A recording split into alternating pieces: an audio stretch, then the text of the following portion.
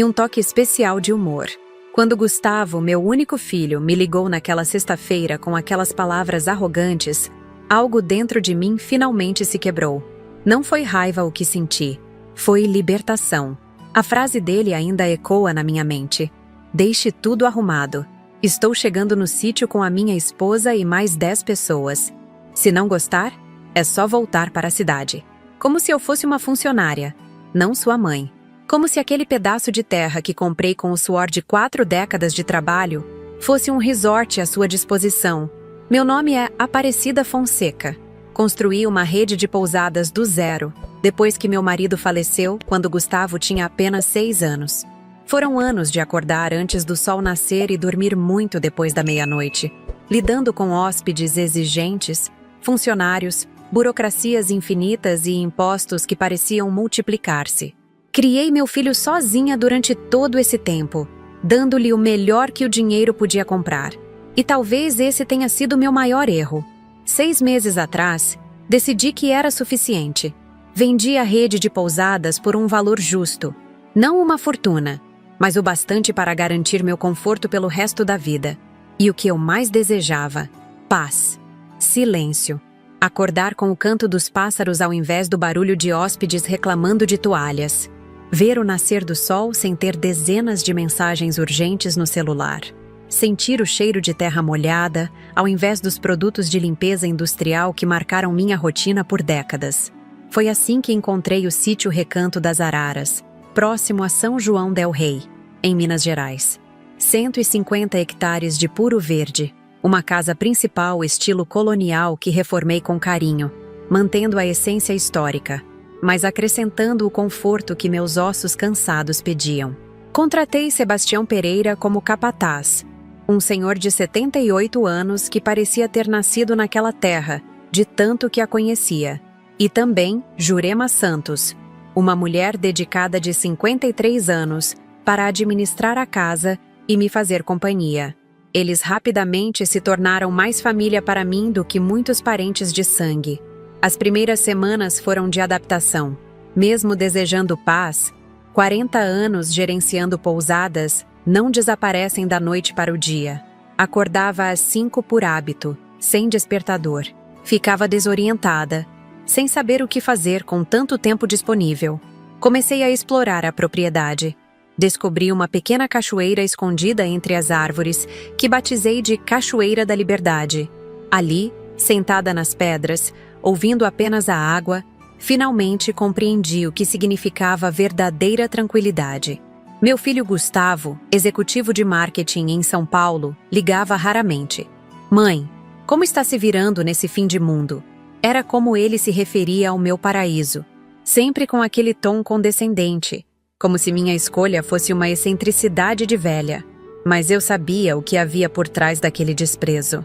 Ele sempre contou com meu dinheiro, minha disponibilidade, minhas pousadas como extensão da casa dele para finais de semana e feriados. 8 meses atrás, ele se casou com Bianca Rezende, uma influenciadora digital de 41 anos que se proclama especialista em estilo de vida. Nunca entendi bem o que isso significa, mas sei que ela passa o dia exibindo produtos caros, destinos exclusivos e dando conselhos sobre como ser autêntico. Tudo enquanto utiliza filtros que a transformam em outra pessoa. Nunca simpatizei com ela, não pelo que faz, mas pela forma como trata as pessoas ao seu redor, especialmente os funcionários de restaurantes, lojas e a mãe de seu marido. A primeira vez que visitaram o sítio, 3 meses atrás, foi um desastre.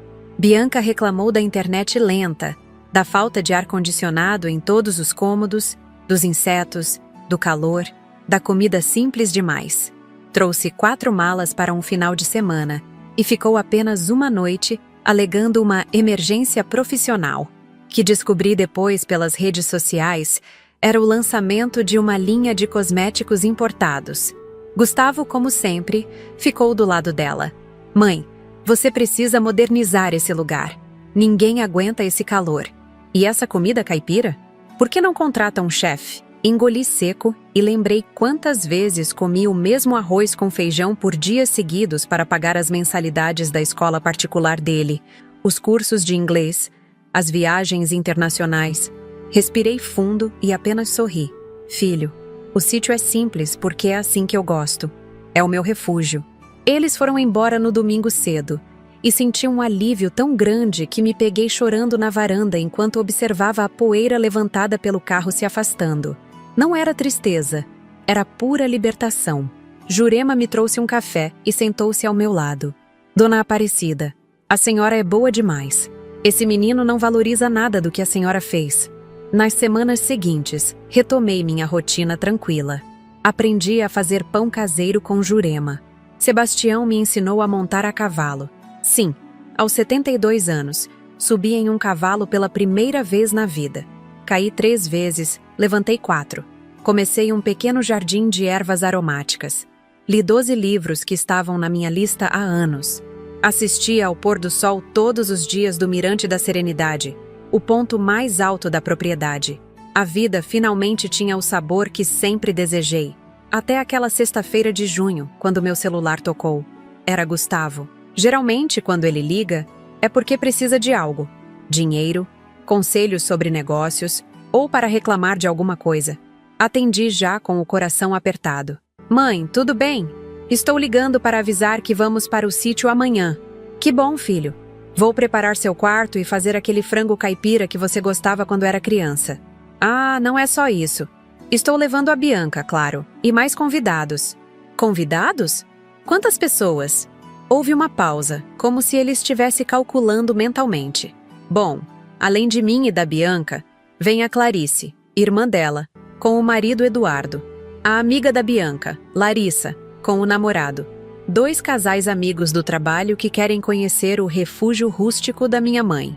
Ah, e o fotógrafo da Bianca para registrar o final de semana para o Instagram dela. Fiz as contas. 12 pessoas. 12 pessoas na minha casa, sem um convite apropriado. 12 pessoas invadindo meu espaço, minha paz, meu silêncio conquistado a tanto custo. Senti o sangue ferver nas têmporas, mas mantive a voz calma. Filho, o sítio não está preparado para tanta gente. Não tenho quartos suficientes, comida estocada, nem preparativos para... Foi quando ele me interrompeu com aquela frase que mudaria tudo. Deixe tudo arrumado. Estou chegando no sítio com a minha esposa e mais 10 pessoas. Se não gostar, é só voltar para a cidade. Silêncio. Meu silêncio foi tão profundo que ele perguntou se eu ainda estava na linha. Estava, processando cada palavra, cada entonação daquela frase arrogante. Naquele momento, algo se quebrou dentro de mim.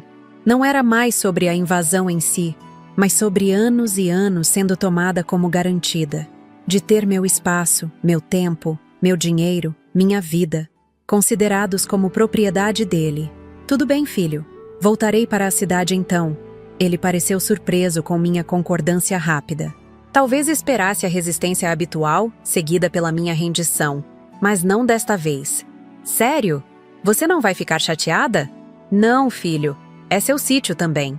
Menti. Naquele momento, decidi que ele precisava aprender uma lição sobre respeito e consideração. Assim que desliguei, chamei Jurema e Sebastião para a varanda da casa principal. O sol começava a se pôr atrás das montanhas, pintando o céu de laranja e rosa. Sentei na cadeira de balanço, servi 3 copos de licor de jabuticaba que eu mesma tinha feito, e comecei a expor meu plano. A princípio, eles me olharam assustados. Depois, timidamente, começaram a sorrir. E quando terminei de explicar, os 3 rimos tanto que as lágrimas escorriam pelo rosto. Na manhã seguinte, acordei cedo como de costume.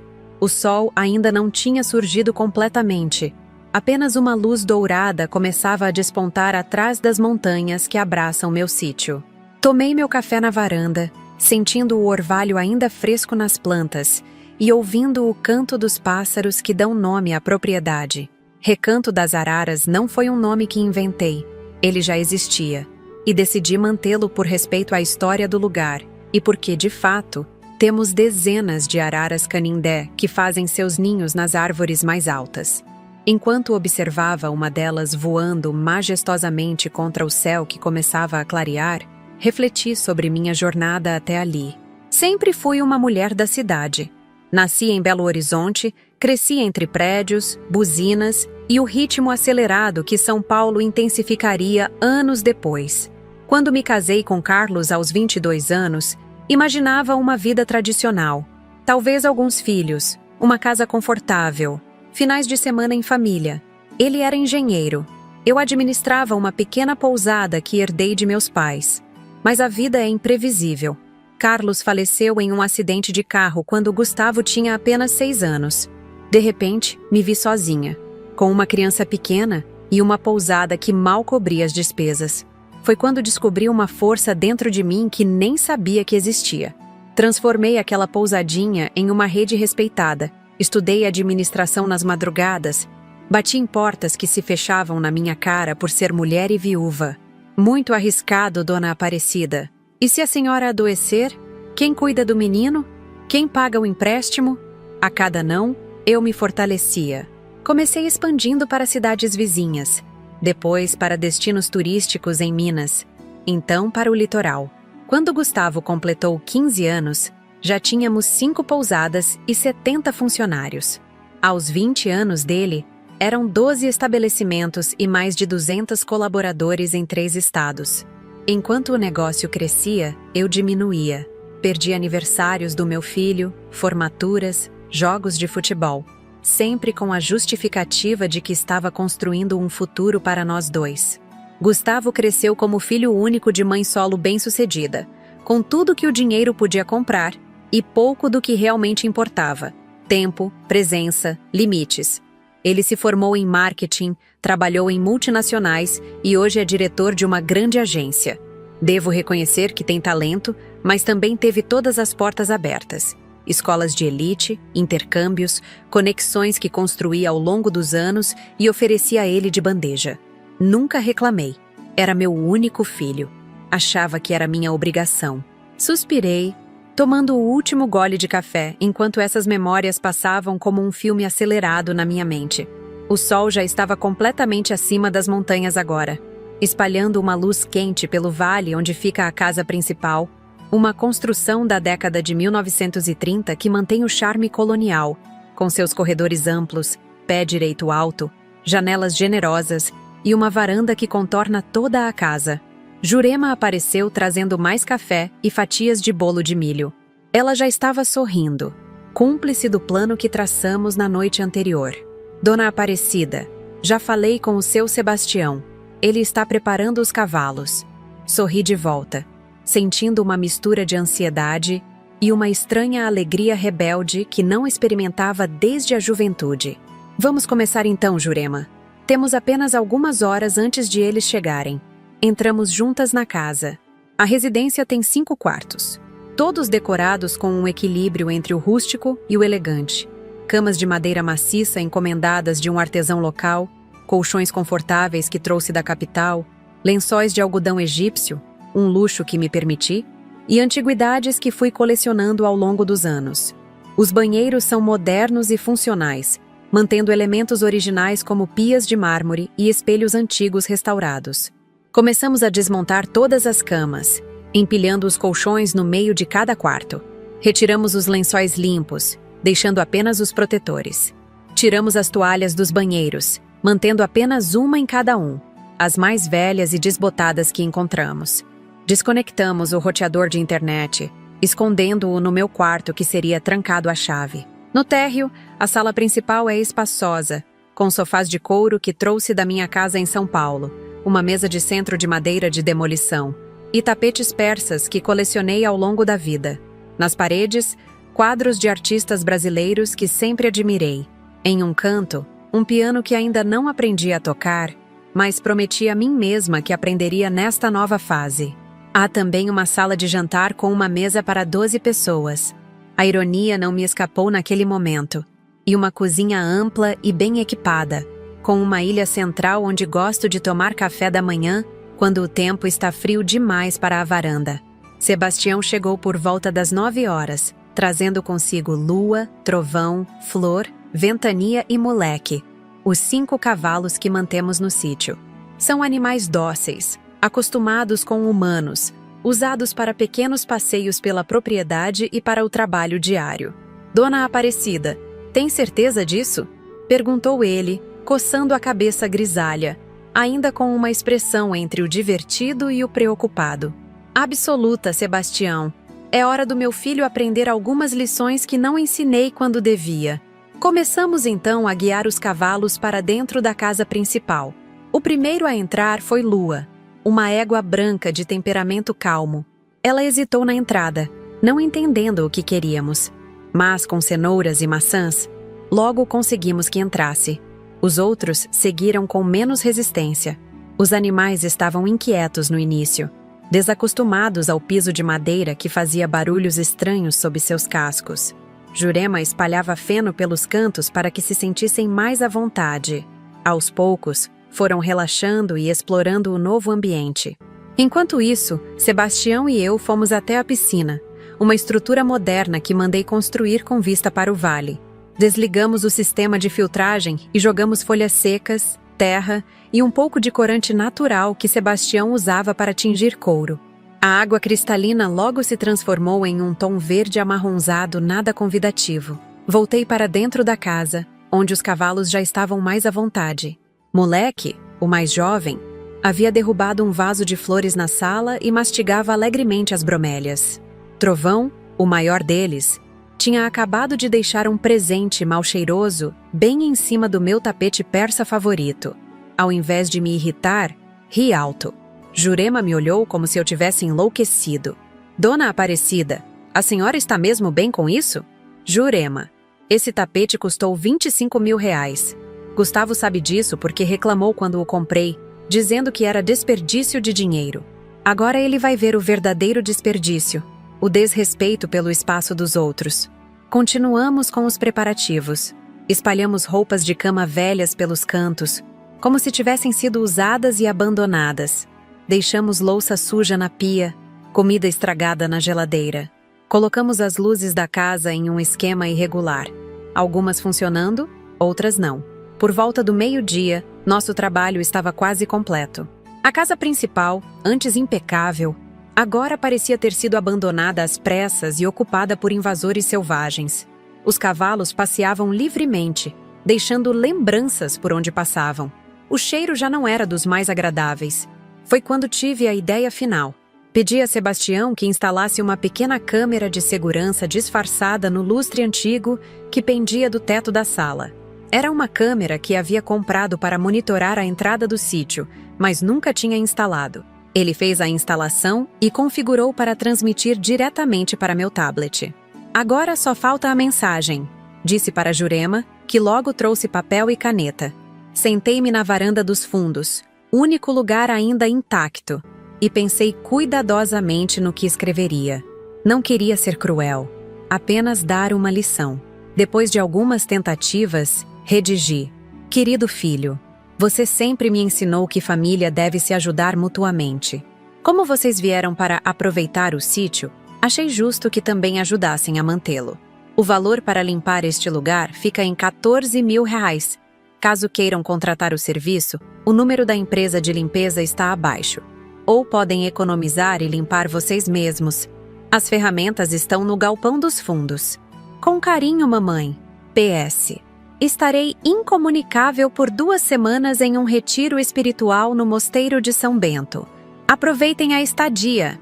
Abaixo, escrevi o número do celular de Jurema, que concordou em atender como se fosse da empresa Limpeza Express. Coloquei o bilhete em um envelope e o deixei sobre a mesa de centro da sala, entre 2 lembranças frescas de lua e trovão. Era quase 1h da tarde quando terminamos. Olhei ao redor, para o caos organizado que havíamos criado, e senti uma pontada de culpa. Afinal, era minha casa, meu santuário. Mas então lembrei das palavras de Gustavo. Se não gostar, é só voltar para a cidade. A arrogância, a falta de consideração, o tratamento como se eu fosse descartável. Não, ele precisava dessa lição. Dona Aparecida, está tudo pronto. Os cavalos têm comida e água suficientes para ficarem confortáveis até amanhã, quando voltaremos para buscá-los, disse Sebastião. E eu coloquei água mineral e alguns lanches na caminhonete para a viagem da senhora, completou Jurema. Agradeci aos 2, não apenas pela ajuda com o plano, mas pela lealdade e amizade que haviam demonstrado nos últimos meses. Eram mais família para mim naquele momento do que meu próprio filho. Peguei uma pequena mala que havia preparado na noite anterior, com roupas para alguns dias, medicamentos e itens pessoais. Tranquei meu quarto, o único cômodo que permanecia intacto, e guardei a chave no bolso. Dei uma última olhada na casa, agora ocupada por 5 cavalos que pareciam curiosamente satisfeitos com seu novo ambiente. "Vamos, moleque! Não mastigue o sofá!" Gritei para o cavalo mais jovem que tentava se acomodar no meu sofá de couro italiano. Ele relinchou como se entendesse, mas continuou sua exploração.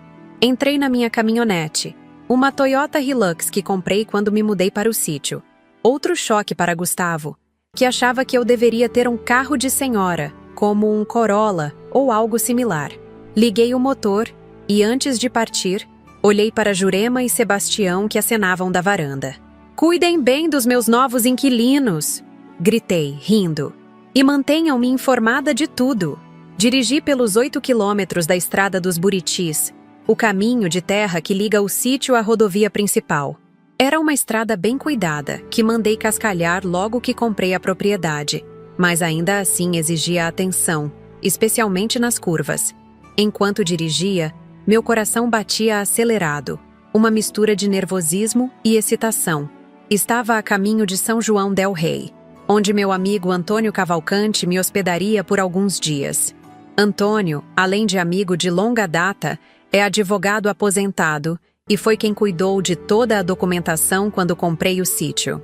Ele conhece bem a história com Gustavo, e quando liguei na noite anterior explicando o plano, riu tanto que quase se engasgou. "Aparecida, você sempre foi durona nos negócios, mas nunca imaginei que faria algo assim com seu próprio filho", disse ele entre risadas. "Às vezes o amor também precisa ser duro, Antônio. E é justamente porque eu amo que não posso deixar que continue assim, tratando as pessoas como objetos à sua disposição." A viagem até São João del Rei durou cerca de 1 hora.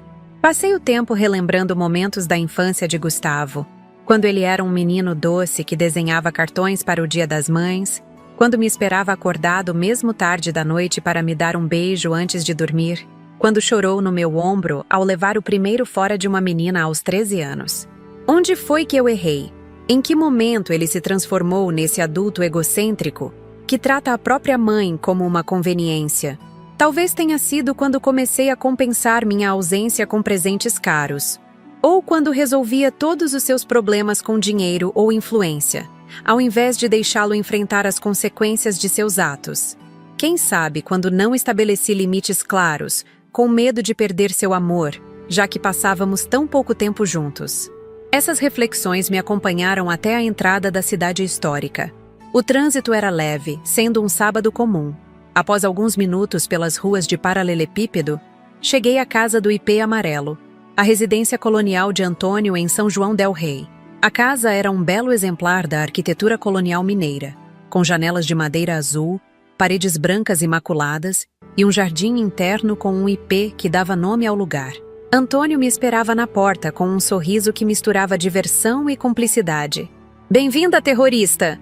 brincou ele ao me receber com um abraço apertado. "Quer uma taça de vinho para celebrar sua rebelião tardia?"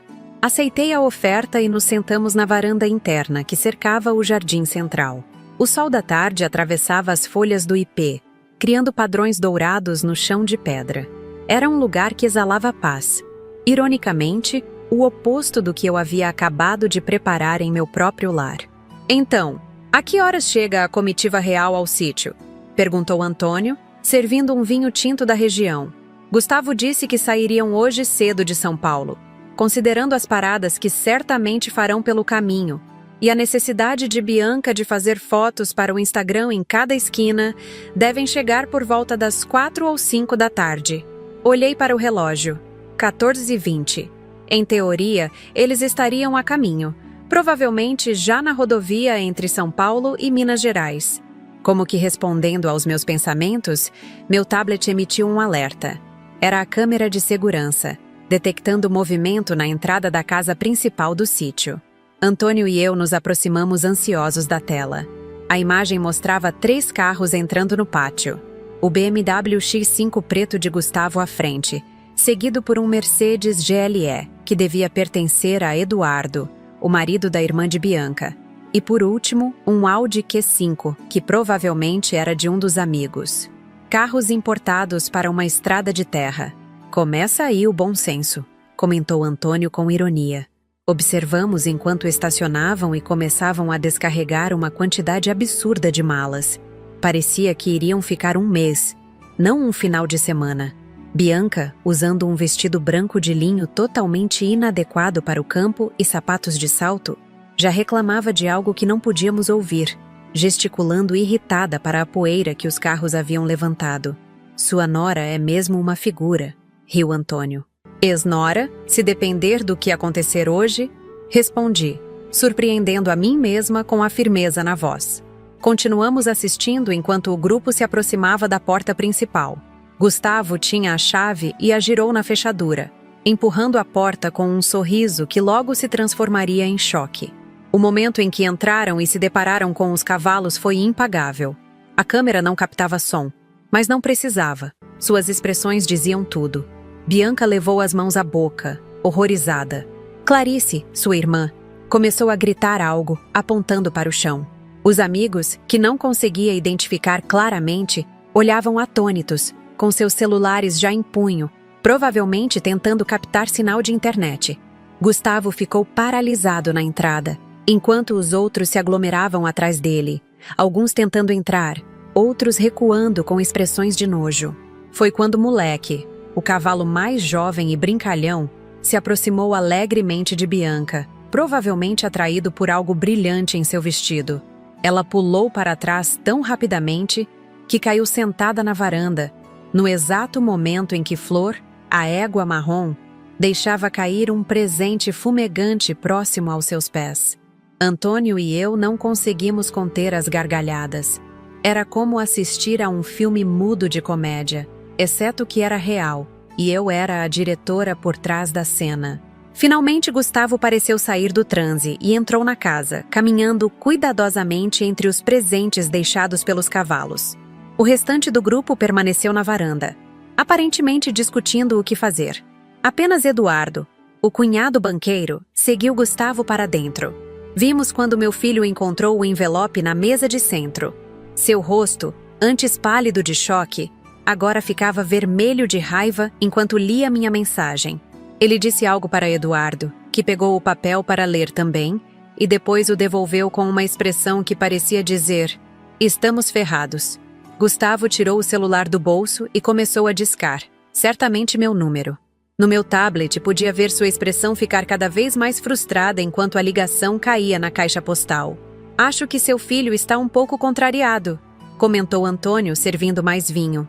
"Ele acaba de descobrir que mesmo aos 72 anos, você ainda é mais esperta que ele." Sorri, sentindo uma estranha mistura de satisfação e um leve remorso. Mas então lembrei da arrogância de Gustavo, de como ele tratou minha casa como sua propriedade, de como desrespeitou meu espaço e minha paz sem pensar duas vezes. "Às vezes, precisamos de um choque para despertar", disse, erguendo minha taça. "A educação tardia." Antônio ergueu sua taça também, e brindamos enquanto no tablet víamos o caos se desenrolar.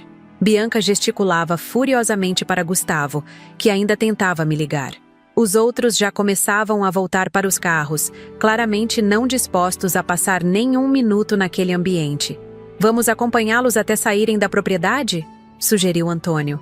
"Não precisa", respondi. "A câmera só mostra a sala e a entrada. Mas posso ligar para Sebastião e pedir que observe de longe." Peguei o segundo celular que mantinha para emergências e liguei para o capataz, que atendeu no primeiro toque. "Dona Aparecida, a senhora não vai acreditar no que aconteceu", disse ele, mal contendo o riso. "Eles ficaram menos de 1 hora. O moço de terno tentou até convencer os cavalos a sair com cenouras da geladeira, mas a lua é teimosa e não arredou o pé de perto do piano." Rimos juntos enquanto ele me narrava outros detalhes cômicos da curta visita. Quando desligamos, já estávamos mais calmos, mas a satisfação permanecia. "E agora?" perguntou Antônio, servindo-me mais uma taça de vinho. "Qual é o próximo passo do seu plano maligno?" Tomei um gole antes de responder. Agora espero. Deixo Gustavo ferver por alguns dias, pensando que realmente enlouqueci. Na segunda-feira, Jurema e Sebastião vão limpar tudo e devolver os cavalos ao estábulo. E eu só volto na quarta ou quinta, quando o sítio estiver impecável novamente. E se ele realmente aparecer com um advogado? Dei de ombros. O sítio está no meu nome, comprado com meu dinheiro. Não tenho o que contestar. Além disso, qual juiz aceitaria um processo por... o quê? Terrorismo equestre doméstico envolvendo cavalos e um bilhete irônico? Antônio ergueu sua taça em um brinde silencioso, reconhecendo a lógica do meu argumento. Passamos o resto da noite conversando sobre os velhos tempos, quando éramos jovens empresários construindo nossas carreiras, sobre os desafios de envelhecer em um mundo que valoriza apenas a juventude, e sobre os filhos.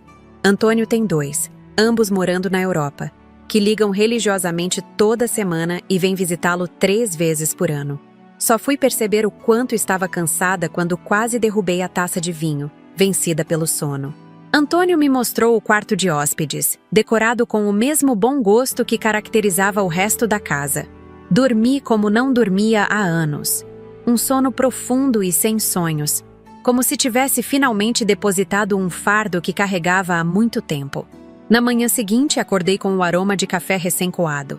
Antônio já estava de pé, preparando um café da manhã digno de hotel boutique. Frutas frescas, pães caseiros, queijos da região, sucos naturais, ovos caipiras e, claro, um café forte e perfumado, como só Minas sabe fazer.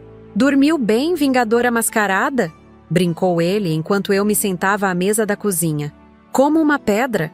Melhor do que nas últimas semanas, para ser sincera. Deve ser o peso da consciência que saiu das suas costas", ele comentou, sentando-se à minha frente. "Ou talvez seja apenas o prazer de finalmente estabelecer limites." Aquela frase me fez refletir enquanto saboreava o café. Estabelecer limites. Algo que nunca fiz adequadamente com Gustavo, desde que ficamos só nós 2 no mundo. Talvez por culpa, talvez por medo de perder seu amor, talvez por estar ocupada demais construindo um império para garantir seu futuro, e me esquecendo de construir seu caráter. "Sabe, Antônio, tudo começou com uma ligação", comentei, olhando pela janela da cozinha que dava para o jardim interno. Uma simples ligação de telefone que foi a gota d'água. "A famosa ligação de sexta-feira?" ele perguntou, servindo mais café. "Você ainda não me contou exatamente o que te fez quebrar." Foi o tom dele, mais do que as palavras em si. Era como se ele estivesse dando ordens a uma funcionária, não falando com sua mãe. Como se minha casa, meu tempo, minha vida fossem extensões das propriedades dele, disponíveis para seu uso quando bem entendesse.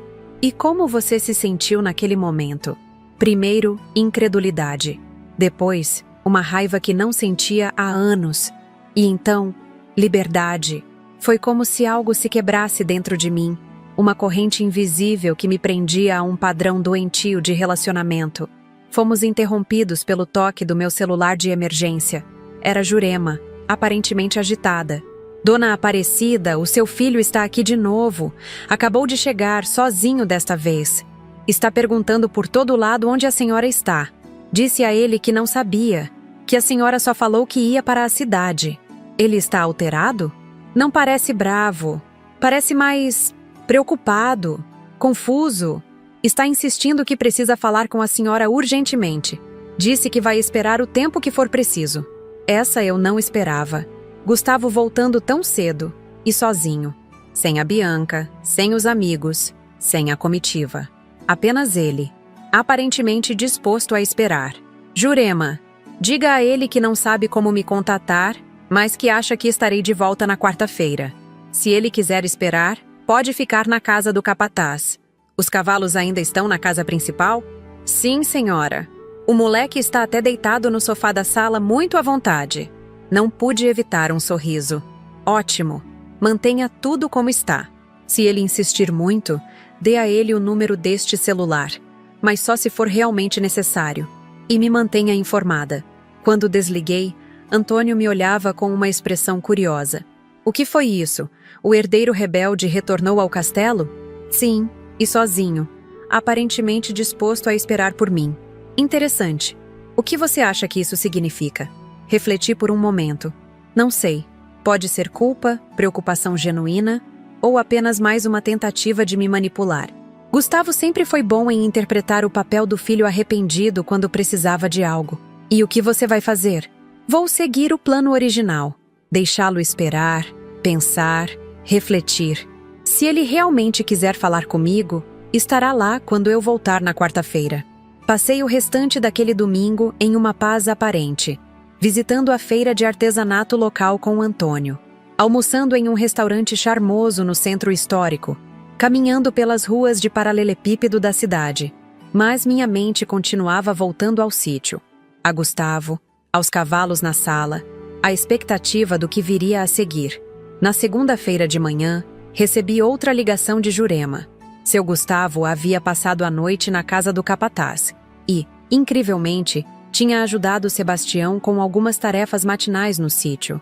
Estava calmo, silencioso, quase introspectivo, tão diferente do executivo sempre apressado e falando ao celular que conhecíamos. Ele perguntou sobre os cavalos, Dona Aparecida. Queria saber os nomes deles, quanto tempo a senhora os tinha, se eles costumavam ficar dentro de casa. E o que você respondeu? Que os cavalos normalmente ficam no estábulo, claro. Ele parecia genuinamente curioso. Até pediu para dar cenouras ao moleque. Disse que o pequeno demônio havia estragado seu paletó italiano, mas que tinha que admitir que o cavalo tinha personalidade. Essa informação me pegou de surpresa. Gustavo, interessado nos cavalos? O mesmo homem que sempre demonstrou desdém por qualquer coisa relacionada à vida rural? O mesmo que, na última visita, se recusou a chegar perto do estábulo porque cheirava mal? Jurema, mantenha um olho nele. Não sei o que está acontecendo, mas isso não parece o Gustavo que conheço. Sim, senhora. Ah, e o seu Sebastião quer saber se deve começar a limpeza da casa hoje mesmo, já que o seu filho está aqui. Pensei por um momento. Não, vamos manter o plano original. Os cavalos continuam na casa até amanhã. Se Gustavo realmente quer esperar por mim, que espere nas condições que encontrou o sítio. Desliguei, sentindo uma mistura de curiosidade e desconfiança. Gustavo nunca foi conhecido por sua paciência ou capacidade de lidar com desconforto. O que estaria acontecendo? À tarde, recebi uma mensagem de texto no meu celular principal, que havia religado apenas para verificar as comunicações. Era de Gustavo. Mãe, sei que está recebendo essas mensagens em algum lugar. Preciso conversar com você. É importante. Estou no sítio, com seus cavalos. Lua parece gostar do piano. Talvez ela tenha talento musical. Por favor, me ligue ou me avise quando voltar. Vou esperar. O tom era diferente. Sem acusações, sem raiva, quase humilde. E a observação sobre Lua e o piano, havia até uma certa ternura ali que não reconhecia em meu filho há anos. Mostrei a mensagem para Antônio, que a leu com atenção. Parece que seu plano está funcionando melhor do que esperávamos, comentou ele. O choque pode ter sido suficiente para iniciar algum tipo de reflexão. Ou ele está apenas jogando comigo, sabendo que eventualmente vou ceder. Talvez. Mas e se não for isso? E se pela primeira vez em muito tempo ele estiver realmente tentando conectar-se com você? A pergunta de Antônio me acompanhou pelo resto do dia. Na terça-feira pela manhã, tomei uma decisão. Liguei para Sebastião e pedi que começasse a limpeza da casa principal e devolvesse os cavalos ao estábulo. E quanto ao seu filho, Dona Aparecida, o que digo a ele? Diga que fui eu quem ligou pedindo a limpeza, que estarei voltando amanhã, como planejado. Algumas horas depois, recebi outra mensagem de Gustavo. Sebastião disse que você volta amanhã. Os cavalos voltaram para o estábulo. A casa está sendo limpa. Vou esperar. Tenho muito a dizer. Naquela noite, enquanto Antônio e eu jantávamos em sua varanda, olhando as estrelas que brilhavam sobre a cidade histórica, ele me perguntou: está pronta para o confronto de amanhã? Refleti antes de responder. Não sei se será um confronto. Pela primeira vez em anos, realmente não sei o que esperar de Gustavo. Tem medo do que vai encontrar? Não é medo. É mais uma apreensão. E se ele estiver apenas fingindo para me manipular? E se eu cair na mesma armadilha de sempre? Antônio pegou minha mão por cima da mesa, em um gesto de apoio que me lembrou Carlos, meu falecido marido. Aparecida, Você é uma das mulheres mais fortes e intuitivas que conheço. Seja o que for que Gustavo esteja planejando, você saberá lidar com isso. Você já enfrentou desafios muito maiores. Suas palavras me confortaram e dormi surpreendentemente bem naquela noite. Na manhã seguinte, quarta-feira, preparei-me para retornar ao sítio. Escolhi cuidadosamente o que vestir: uma calça de linho bege, uma blusa de seda azul turquesa e um colar de pérolas que havia sido de minha mãe. Queria me sentir confiante para o que quer que estivesse por vir. Antônio insistiu em me acompanhar. Vou com você até lá e volto de táxi. Quero ter certeza que tudo correrá bem. Agradeci sua preocupação e aceitei a companhia. Durante o trajeto de volta ao sítio, repassei mentalmente todas as possibilidades do que poderia acontecer. Gustavo poderia estar furioso, poderia ter um advogado esperando, poderia estar arrependido, poderia estar manipulador como sempre, ou poderia, apenas talvez, estar genuinamente transformado pela experiência. A estrada dos Buritis parecia mais longa do que nunca naquela manhã. Cada curva trazia uma nova onda de ansiedade, cada reta um novo cenário imaginado para o reencontro. Quando finalmente avistamos os portões do sítio Recanto das Araras, meu coração acelerou.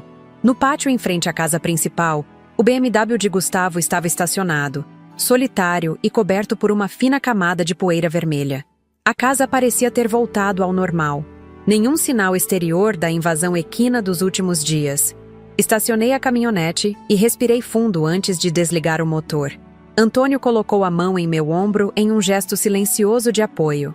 Vai ficar tudo bem, disse ele. Lembre-se de por que fez isso. Você merece respeito.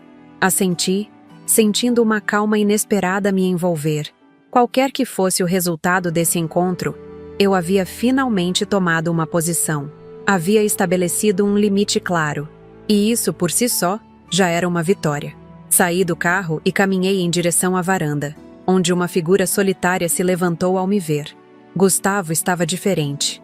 Sem o terno impecável, vestindo jeans e uma camisa simples.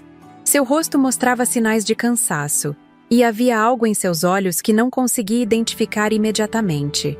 Paramos a alguns passos de distância, medindo-nos silenciosamente, mãe e filho, unidos pelo sangue, mas separados por anos de expectativas não verbalizadas e limites não estabelecidos.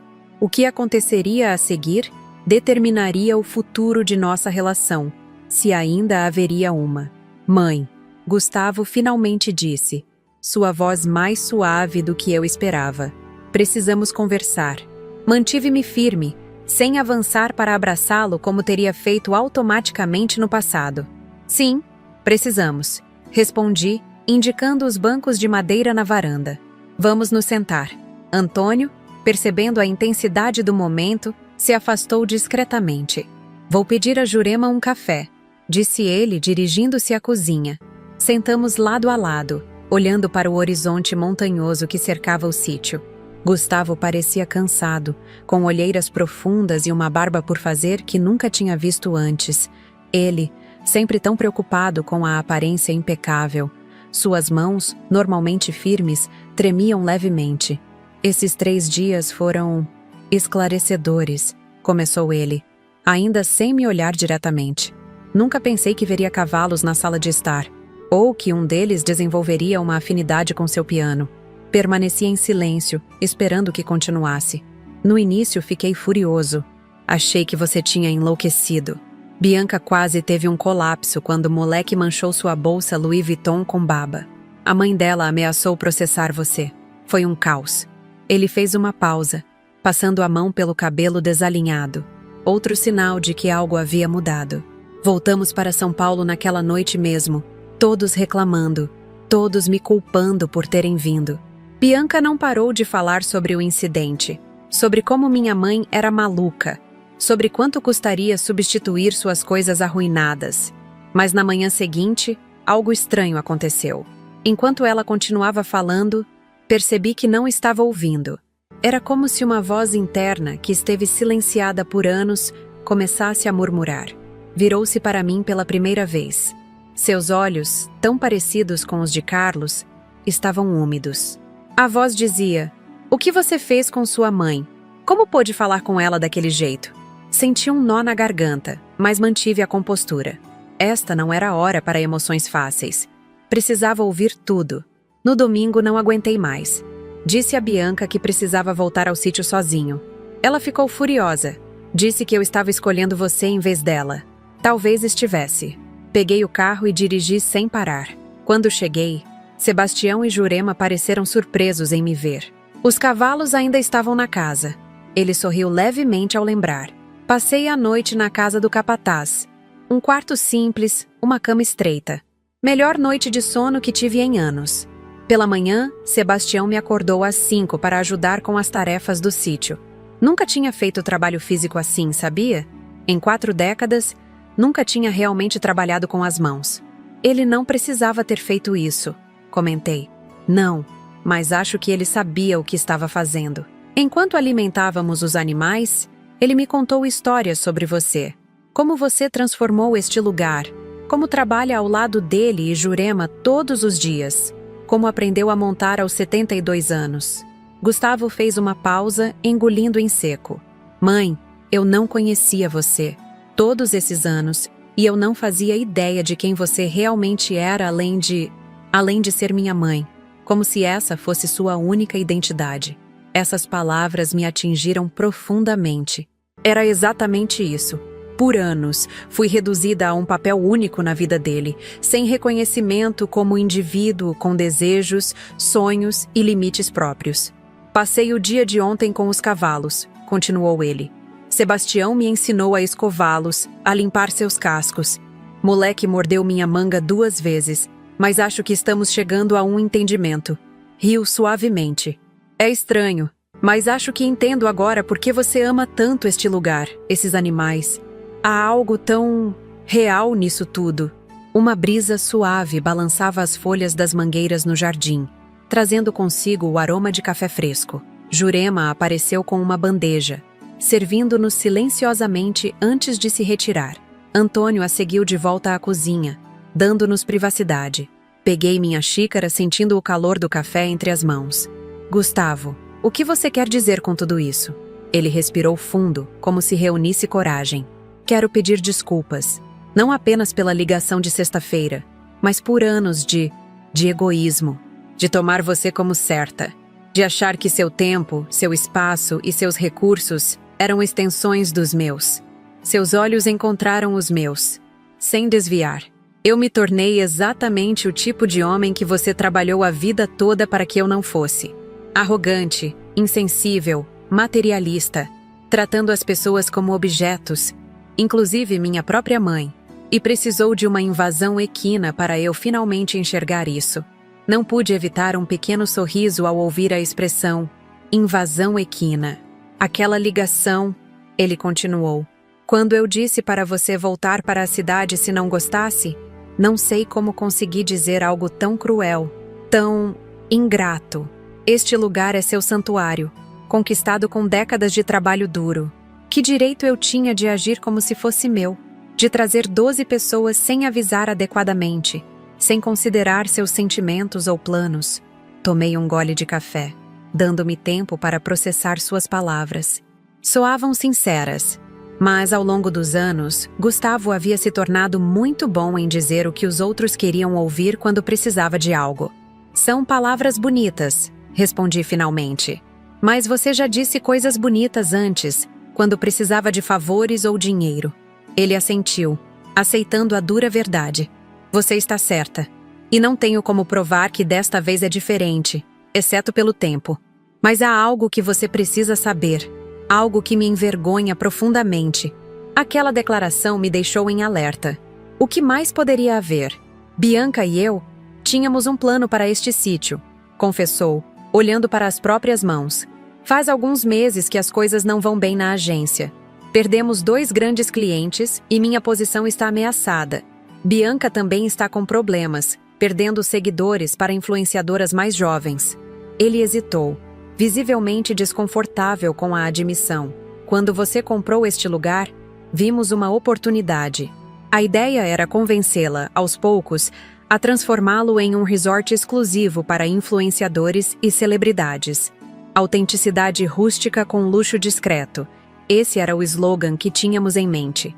A revelação me pegou de surpresa. Não apenas pela desonestidade, mas pela audácia de planejar o futuro da minha propriedade sem meu conhecimento ou consentimento. No último final de semana, quando viemos com aquele grupo enorme, continuou ele, não era apenas para curtir o sítio. Bianca queria fotografar tudo, medir espaços, mostrar o potencial para seus parceiros de negócios. O plano era apresentar a você o projeto quando tudo estivesse encaminhado, argumentando que seria um grande negócio, que multiplicaria o valor da propriedade. E o que você esperava que eu fizesse? Que simplesmente assinasse a escritura e entregasse a vocês meu refúgio? Honestamente? Sim. Contávamos com sua generosidade habitual, com seu desejo de nos ver bem. Manipularíamos sua bondade como fizemos tantas vezes. A franqueza da confissão me desarnou. Raramente via Gustavo ser tão abertamente vulnerável, admitindo suas falhas sem tentar justificá-las. Por que está me contando isso agora? Perguntei. Porque preciso que você saiba o quanto eu estava errado. E o quanto sou grato pela intervenção equina ter acontecido antes que causássemos um dano irreparável à nossa relação. Ele olhou ao redor, contemplando a paisagem exuberante do sítio. Este lugar não é apenas terra e uma casa. É seu sonho, sua recompensa por décadas de trabalho. E eu quase transformei isso em mais um empreendimento superficial para alimentar nossos egos e contas bancárias. Um silêncio se estabeleceu entre nós, preenchido apenas pelos sons naturais do sítio. O vento nas árvores, o canto dos pássaros, o relincho distante dos cavalos que agora estavam de volta ao estábulo. O que aconteceu com Bianca? Perguntei finalmente. Ela sabe que você está aqui? Sim. Quando disse que estava voltando para tentar consertar as coisas com você, ela ficou furiosa. Disse que eu precisava escolher entre ela e a fazendeira louca. Suponho que escolhi a fazendeira. Não pude evitar uma risada. Fazendeira louca? Bom, considerando o que fiz com os cavalos, talvez ela não esteja completamente errada. Gustavo também riu, um som que não ouvia com sinceridade há anos. Mãe, o moleque usando seu sofá italiano como cama foi a coisa mais surreal e hilária que já vi na vida. Nossos risos se misturaram, criando um momento de leveza inesperada em meio a uma conversa tão séria. Quando nos acalmamos, Gustavo voltou ao assunto anterior. Não sei se meu casamento vai sobreviver a isso. Para ser honesto, não sei se deveria. Bianca e eu crescemos em direções diferentes. Ou talvez eu esteja finalmente crescendo agora, aos 45 anos. Nunca é tarde para crescer, comentei, lembrando-me de minha própria transformação recente. Às vezes precisamos de um empurrãozinho, ou de um coice. Ele sorriu, mas logo ficou sério novamente. Mãe, quero estabelecer novas bases para nossa relação. Regras claras, limites respeitosos. Não quero ser mais aquele filho adulto que ainda depende emocionalmente e financeiramente da mãe. Quero ser um homem que você possa respeitar. E o que você propõe exatamente? Primeiro, nada de visitas sem convite prévio e confirmação. Segundo, quando eu vier, respeitarei suas regras e sua rotina. Terceiro, ele respirou fundo. Não quero mais depósitos mensais na minha conta. Esta última proposta me surpreendeu. Por anos, transferia regularmente uma quantia significativa para Gustavo, supostamente para investimentos futuros. Era um hábito tão enraizado que quase se tornara automático. Você tem certeza disso? Perguntei. Absoluta. Tenho 45 anos, um bom emprego. Mesmo com os problemas recentes, ainda ganho muito bem. É hora de viver com meus próprios recursos. Se a agência não sobreviver, encontrarei outro caminho, sem usar você como rede de segurança. Observei meu filho com novos olhos. Havia uma dignidade nele que não reconhecia. Ou talvez estivesse vendo pela primeira vez o homem que ele poderia ter sido, se eu tivesse estabelecido limites mais cedo. E tem uma última coisa, continuou ele, levantando-se e caminhando até seu carro. Voltou com um envelope amarelo. Aqui está o valor que calculei que você gastou comigo nos últimos 5 anos, incluindo presentes, viagens e os depósitos mensais, com juros. Abri o envelope encontrando um cheque com um valor substancial. Gustavo, não preciso disso. Eu preciso. respondeu ele com firmeza. Preciso fazer isso por mim, para começar a me redimir. Por favor, aceite. Use para reformar o que os cavalos danificaram, ou para aquela estufa de plantas que Sebastião me contou que você sempre quis construir. Olhei para o cheque novamente. Era um gesto significativo, não apenas pelo valor material, mas pelo simbolismo. Era Gustavo tentando, à sua maneira, restaurar um equilíbrio que havia sido distorcido por anos. Tudo bem, concordei, guardando o cheque. Mas quero que entenda uma coisa. Nunca foi sobre dinheiro. Foi sobre respeito. Sobre ser vista como uma pessoa, não apenas como um recurso. Eu entendo agora, ele disse suavemente, e prometo que vai ser diferente daqui para frente. Nesse momento, ouvimos o relinchar alto de um dos cavalos. Gustavo sorriu. Acho que moleque está sentindo falta do sofá. Ele desenvolveu um gosto peculiar para um cavalo, comentei. Talvez devêssemos deixá-lo visitar a sala ocasionalmente. Meu filho riu, mas então ficou sério novamente. Posso perguntar uma coisa? Como você conseguiu fazer aquilo? Convencer 5 cavalos a entrarem na casa, digo. Parece complicado. Cenouras, respondi simplesmente. Muitas cenouras, maçãs e paciência. Sebastião foi fundamental. Ele tem um jeito especial com os animais. É impressionante, sabe? Seu espírito. Aos 72 anos, a maioria das pessoas estaria em um apartamento tranquilo, talvez em uma casa de repouso. E você está aqui, aprendendo a montar, tramando vinganças com cavalos e reconstruindo sua vida completamente. Suas palavras me emocionaram mais do que queria admitir. Por tanto tempo, havia me sentido invisível. Não apenas para Gustavo, mas para um mundo que frequentemente descarta pessoas mais velhas como irrelevantes. A idade é apenas um número, respondi. Ainda tenho muito a aprender, experimentar, construir e, aparentemente, algumas lições para ensinar também. Gustavo se aproximou e, hesitante, perguntou: Posso te abraçar? Aquele pedido, o simples fato de ele perguntar, em vez de presumir, significava mais do que qualquer palavra. Assenti, e ele me envolveu em um abraço genuíno, sem a pressa habitual. Obrigado pela lição, mãe, sussurrou ele, por mais não convencional que tenha sido. Quando nos separamos, perguntei: E agora? O que você vai fazer? Ele olhou para o horizonte, pensativo. Vou voltar para São Paulo, arrumar minhas coisas. Conversar com Bianca, embora ache que não há muito mais a dizer. Talvez alugar um apartamento menor, mais simples. Repensar minhas prioridades. Pode ficar aqui por uns dias, se quiser, ofereci. No quarto de hóspedes de verdade, não na casa do capataz. Sem cavalos no corredor, prometo. Ele riu. Obrigado. Talvez eu aceite. Há algo neste lugar que clareia a mente. É o ar limpo, expliquei. Sem a poluição da cidade. Sem a poluição mental também. Ficamos ali, lado a lado na varanda, observando a vida do sítio se desenrolar ao nosso redor. Jurema trabalhando na horta. Sebastião conduzindo os cavalos para o pasto. Antônio, que havia retornado discretamente, folheando um livro na cadeira de balanço. Sabe o que mais me impressionou? Perguntou Gustavo de repente. O quê? Como você construiu uma família aqui? Jurema, Sebastião, seu amigo Antônio. Eles te protegem, te respeitam, fariam qualquer coisa por você. E não por obrigação ou interesse, mas por genuíno carinho. Sorri, reconhecendo a verdade em suas palavras. Família não é apenas sangue, Gustavo. São as pessoas que escolhemos, que nos veem como realmente somos e ficam ao nosso lado mesmo assim. Acha que ainda há espaço para mim nessa família? Depois de tudo? A pergunta veio carregada de vulnerabilidade. Algo raro em meu filho sempre confiante. Virei-me para encará-lo diretamente. Sempre haverá espaço para você. Mas agora, nos meus termos. Com respeito mútuo, limites claros e amor honesto. Não aquele amor sufocante e distorcido que cultivamos por tantos anos. Gustavo assentiu, compreendendo. Parece justo. Mais do que justo, na verdade.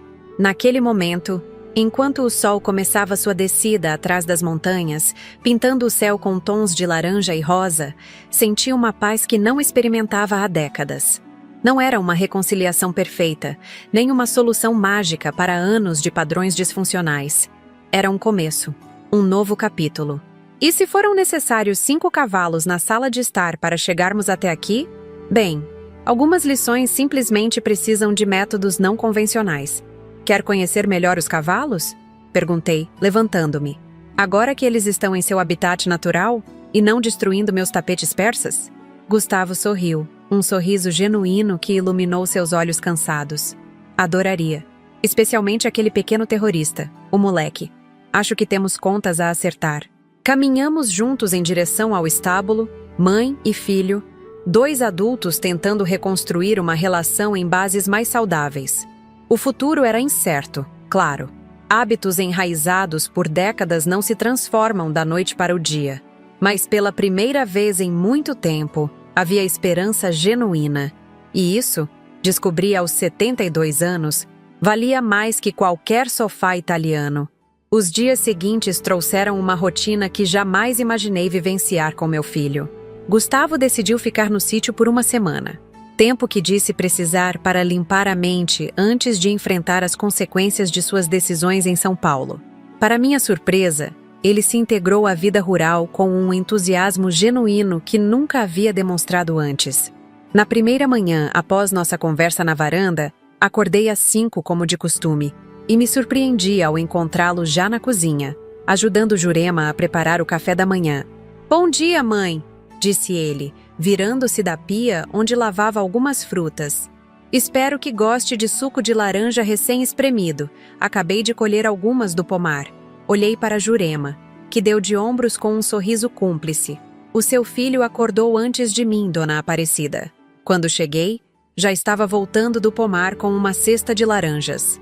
Sentei-me à mesa da cozinha, observando aquela cena inusitada. Gustavo, o executivo urbano que costumava reclamar se o café da manhã do hotel não tivesse ao menos 5 opções de pães importados, agora cortava laranjas com um prazer visível no rosto. "Sebastião me convidou para acompanhá-lo na verificação das cercas hoje", comentou ele, enquanto servia o suco em copos de vidro simples. "Parece que a tempestade da semana passada derrubou algumas estacas no lado oeste da propriedade." "E você aceitou?" perguntei, incapaz de esconder minha surpresa. "Claro!" respondeu como se fosse a coisa mais natural do mundo. "Preciso aprender um pouco sobre manutenção rural, não acha? Nunca se sabe quando esse conhecimento pode ser útil." Antônio, que havia decidido estender sua estadia por mais alguns dias a meu pedido, entrou na cozinha nesse momento. "Bom dia a todos. Vejo que nosso executivo de marketing está se convertendo à vida do campo." Gustavo sorriu, sem o traço de irritação que normalmente demonstraria diante de uma brincadeira sobre sua pessoa. "Estou tentando, Antônio. Acho que devo isso à minha mãe. E a mim mesmo." Após o café, Gustavo realmente saiu com Sebastião para o trabalho nas cercas. Fiquei no alpendre, observando os dois se afastarem a cavalo. Gustavo montado em ventania, uma égua dócil que Sebastião havia escolhido especialmente para iniciantes. Seu desconforto inicial na sela era evidente, mas havia também uma determinação que não reconhecia nele há muito tempo. "Seu filho está realmente tentando", comentou Antônio, sentando-se ao meu lado com uma xícara de café. "Sim, mas por quanto tempo?" perguntei, expressando a dúvida que persistia em minha mente. Gustavo sempre teve lampejos de mudança antes quando precisava de algo. A questão é se isso se sustentará quando ele voltar à realidade de São Paulo. "Talvez a realidade dele esteja mudando", sugeriu Antônio. "Às vezes, precisamos de um choque para recalibrar nossa bússola interna." Passei aquele dia cuidando de minhas tarefas habituais, conferindo a contabilidade do sítio, enviando e-mails para antigos contatos do mundo dos negócios que ainda mantinha, trabalhando no jardim de ervas que estava expandindo. Era uma rotina tranquila que havia desenvolvido nos últimos meses, tão diferente da agitação frenética que marcou a maior parte da minha vida. Por volta das 3 da tarde, ouvi o som de cavalos se aproximando. Gustavo e Sebastião retornavam, cobertos de poeira, mas com expressões satisfeitas. "Como foi o trabalho?" perguntei quando desmontaram perto do estábulo. "Produtivo", respondeu Sebastião com aquele sorriso discreto que revelava mais do que suas palavras. "Seu filho tem talento para o trabalho braçal. Aprendeu rápido a fixar os mourões e esticar o arame." Gustavo riu, mostrando as mãos com alguns calos recém-formados. Também descobri músculos que não sabia que existiam. Acho que vou precisar de um banho quente e talvez daquele unguento que vi no armário do banheiro. Arnica, expliquei. Tenho um estoque sempre à mão desde que comecei a aprender a montar. Ajuda com as dores dos tombos. Bem, não caí hoje, mas sinto como se tivesse sido atropelado por um caminhão, confessou ele, esticando as costas com uma careta que mesclava dor e satisfação. Aquela noite, jantamos os 4 juntos na varanda. Eu, Gustavo, Antônio e Sebastião. Jurema havia preparado uma refeição simples, mas deliciosa. Galinhada com quiabo da horta, arroz soltinho, feijão tropeiro e uma salada de tomates e rúcula que eu mesma havia colhido naquela tarde. Mãe, disse Gustavo após um momento de silêncio contemplativo. Acho que nunca provei comida tão boa quanto a de Jurema. É porque aqui tudo é fresco, respondi. Os ovos são recolhidos toda manhã, as verduras vêm direto da horta, o frango é criado solto. Faz toda a diferença. Em São Paulo, pagamos fortunas em restaurantes estrelados para tentar recriar esse sabor, comentou ele, sacudindo a cabeça como se percebesse uma ironia que sempre esteve diante dele sem que notasse. Algumas coisas o dinheiro não compra, observou Sebastião, em uma daquelas intervenções raras e precisas que eram sua marca registrada. Gustavo assentiu, pensativo. Estou começando a entender isso. Nos dias que se seguiram, uma rotina inesperada se estabeleceu. Gustavo acordava cedo, trabalhava com Sebastião pela manhã, almoçava conosco e passava as tardes ora ajudando Jurema na horta, ora sentado na varanda com seu laptop, reorganizando sua vida em São Paulo remotamente. Numa tarde particularmente agradável, quando nos sentamos para tomar café após o almoço, ele me contou que havia conversado com Bianca pelo telefone. Como foi? Perguntei, tentando manter um tom neutro. Difícil, admitiu ele. Ela não entende por que estou fazendo isso. Por que estou aqui? Por que estou repensando tudo? Disse que estou tendo uma crise de meia-idade e que quando passar, ela estará lá, desde que eu volte à razão. E o que você respondeu? Que talvez ela esteja certa sobre a crise, mas errada sobre eu voltar ao que era antes. Ele fez uma pausa, olhando para o horizonte montanhoso. Acho que nosso casamento acabou, mãe.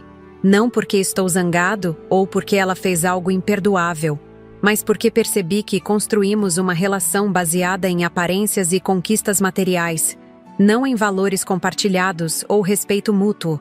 Havia uma maturidade em suas palavras que me surpreendeu. Isso é uma percepção dolorosa, mas importante. Sim, concordou ele. E sabe o que é mais estranho? Não me sinto devastado como imaginei que me sentiria. É mais como alívio, como se estivesse removendo um sapato que sempre foi apertado demais, mas que usei por tanto tempo que esqueci como era caminhar confortavelmente. Naquela noite, enquanto jantávamos, Gustavo nos surpreendeu com um anúncio. Pedi demissão hoje, disse ele casualmente, como quem comenta sobre o tempo. Quase engasguei com o vinho. Você o quê? Pedi demissão, por videoconferência. Meu chefe ficou chocado, é claro. Ofereceu aumento, promoção, até participação nos lucros. Mas expliquei que não era sobre dinheiro. E sobre o que era? Perguntou Antônio, claramente intrigado. Sobre propósito. Sobre integridade. Gustavo tomou um gole de vinho antes de continuar. Nos últimos anos, tenho criado campanhas que convencem pessoas a comprarem coisas de que não precisam, usando dinheiro que não têm, para impressionar pessoas de quem não gostam realmente. Tem sido vazio. O silêncio que se seguiu foi profundo. Mesmo Sebastião, normalmente reservado, olhava para meu filho com uma nova expressão de respeito. E o que pretende fazer agora? Perguntei finalmente. Não tenho certeza ainda, admitiu ele. Tenho economias para alguns meses. Preciso vender o apartamento, obviamente. É grande demais para uma pessoa e custoso demais para manter sem o salário da agência. Mas antes de tudo, preciso redescobrir o que realmente me importa. Você sempre foi bom com números, comentei, lembrando como, mesmo criança, demonstrava facilidade com matemática e finanças. E tem experiência em marketing. Há muitas formas de usar essas habilidades de maneira mais alinhada com valores autênticos. Ele sorriu. Tenho pensado nisso. Talvez consultoria para pequenos negócios ou organizações sem fins lucrativos. Algo que realmente ajude pessoas, não apenas corporações, a venderem mais produtos. Foi nesse momento que tive uma ideia. Olhei para Antônio, que pareceu ler meus pensamentos e assentiu sutilmente, encorajando-me. Gustavo, comecei cautelosamente. Tenho acompanhado um projeto interessante em São João del Rei. Uma cooperativa de pequenos produtores rurais que está tentando se organizar para vender diretamente ao consumidor, sem intermediários. Eles têm produtos maravilhosos: queijos, doces, cachaças artesanais, artesanato, mas nenhum conhecimento de marketing ou gestão financeira. Os olhos dele se iluminaram com interesse genuíno. Continua. Eles precisam de alguém que entenda de negócios, marketing, finanças. Alguém que possa ajudá-los a organizar a cooperativa, criar uma marca coesa, estratégias de venda online. Seu Joaquim, o presidente da Associação dos Produtores, me pediu indicações há algumas semanas. E você pensou em mim para isso? Estou pensando agora, esclareci. Não quis sugerir antes porque não achei que você tivesse interesse em trabalhar com pessoas simples do campo, com orçamentos limitados e sem o glamour das grandes marcas. Gustavo refletiu por um momento. Seria um recomeço completo, um desafio enorme e uma oportunidade de usar suas habilidades para fazer diferença real na vida de famílias que trabalham duro, acrescentei. Além disso, você poderia ficar por aqui enquanto desenvolve o projeto, não necessariamente no sítio, se preferir mais independência. Há casas para alugar na cidade. Na verdade, interrompeu Sebastião, quebrando seu habitual silêncio. A antiga casa do administrador, perto do portão leste, poderia ser reformada. Está vazia há anos, mas a estrutura é boa. Olhei para ele, surpresa. A casa do administrador era uma construção pequena, mas encantadora, a cerca de 500 metros da casa principal. Estava abandonada desde que comprei a propriedade e tinha pensado em eventualmente reformá-la para hóspedes. É uma ótima ideia, Sebastião, concordei. Gustavo parecia genuinamente tocado pela sugestão. Vocês me aceitariam morando tão perto? Mesmo depois de tudo? Filho, respondi com sinceridade. O que aconteceu com os cavalos foi uma lição, não uma punição permanente. Se você realmente está mudando, e tenho visto sinais consistentes disso nesta semana, então estou disposta a dar uma chance a esse novo arranjo, desde que respeitemos o espaço e a independência um do outro. Absoluto respeito, garantiu ele rapidamente. Nada de aparecer sem avisar, nada de presumir sua disponibilidade, nada de trazer pessoas sem convite. E a casa ficaria exclusivamente sob sua responsabilidade, acrescentei. Sua casa, suas regras, sua limpeza, sua manutenção. Justo, concordou ele.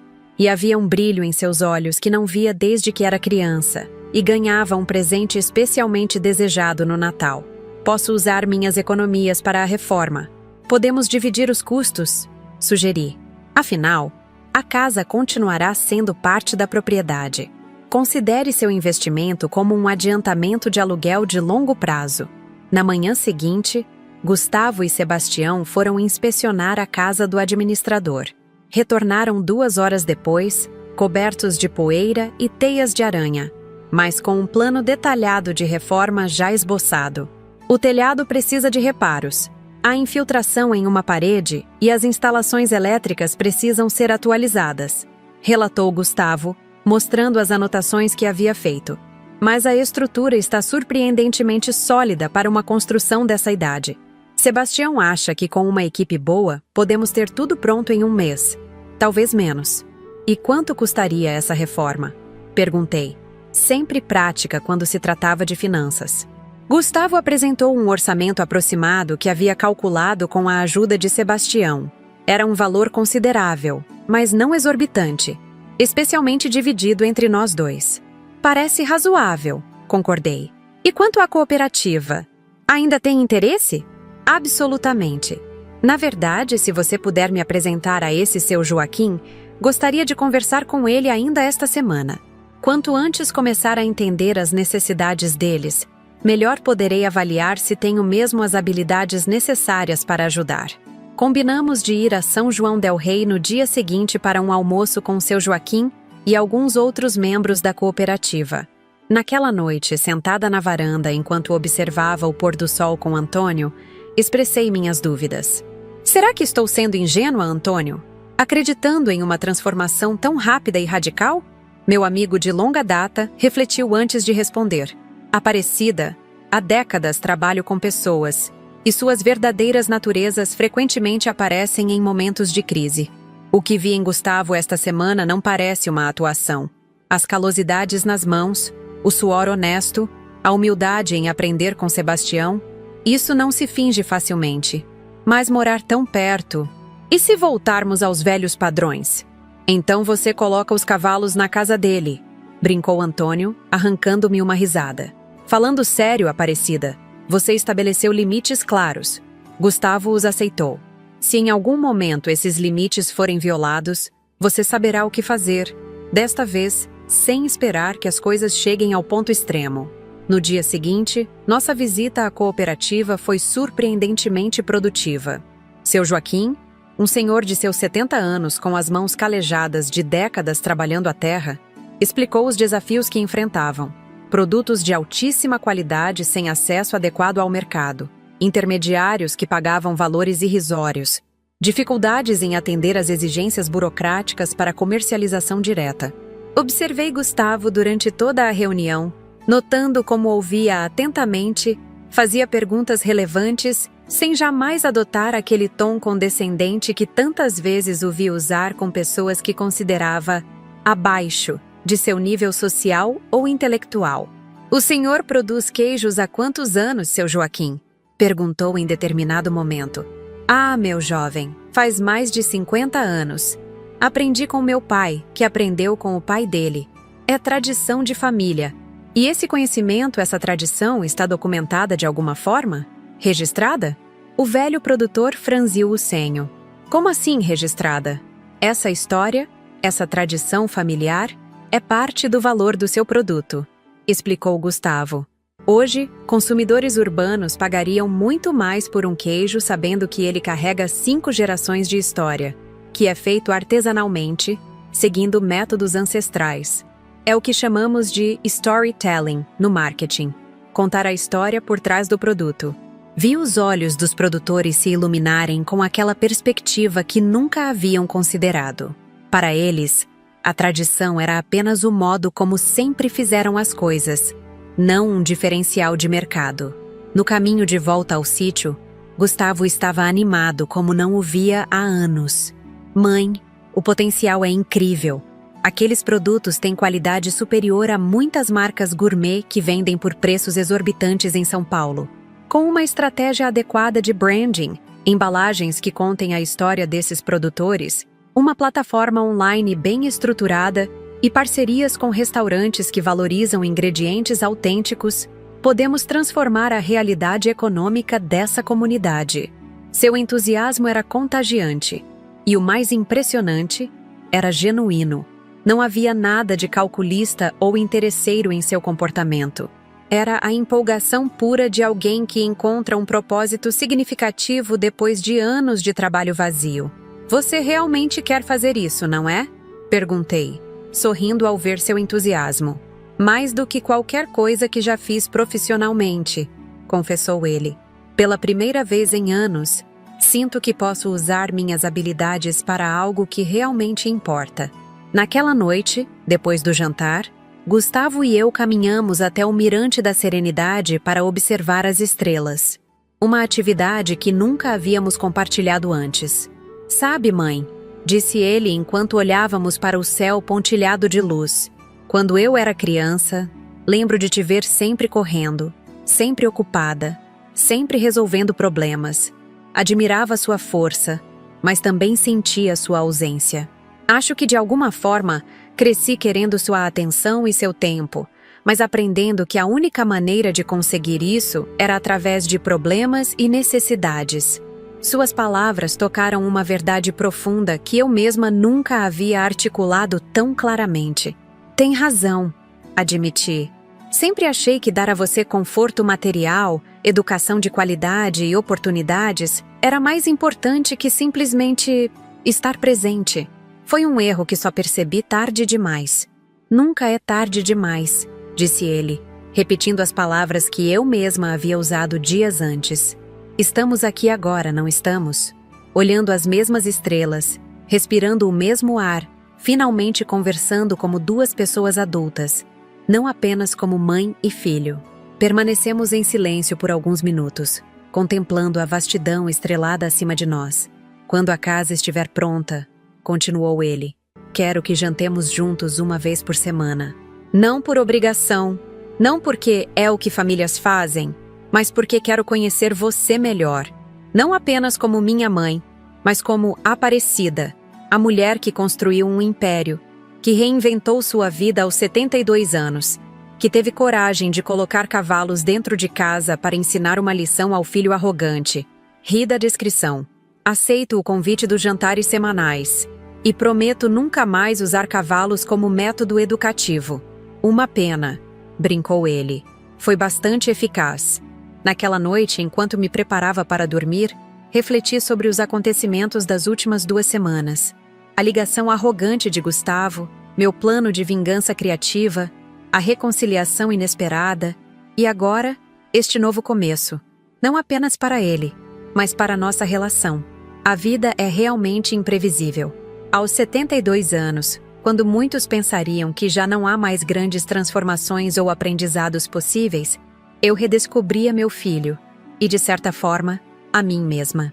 Talvez Sebastião estivesse certo quando disse, em uma de suas raras mas profundas observações, às vezes, Dona Aparecida, precisamos perder o controle para encontrar o caminho. E que caminho surpreendente tinha sido este. Dos cavalos na sala de estar a um futuro compartilhado, mas com limites saudáveis e respeito mútuo. Quem diria que, afinal, a vingança poderia ser não apenas um prato que se serve frio, mas o ingrediente principal de uma receita de transformação. 1 ano se passou desde que 5 cavalos transformaram minha sala de estar em estábulo improvisado. Parece inacreditável quando penso em tudo o que aconteceu nesse período. Tantas mudanças, desafios, descobertas e, mais importante, crescimento.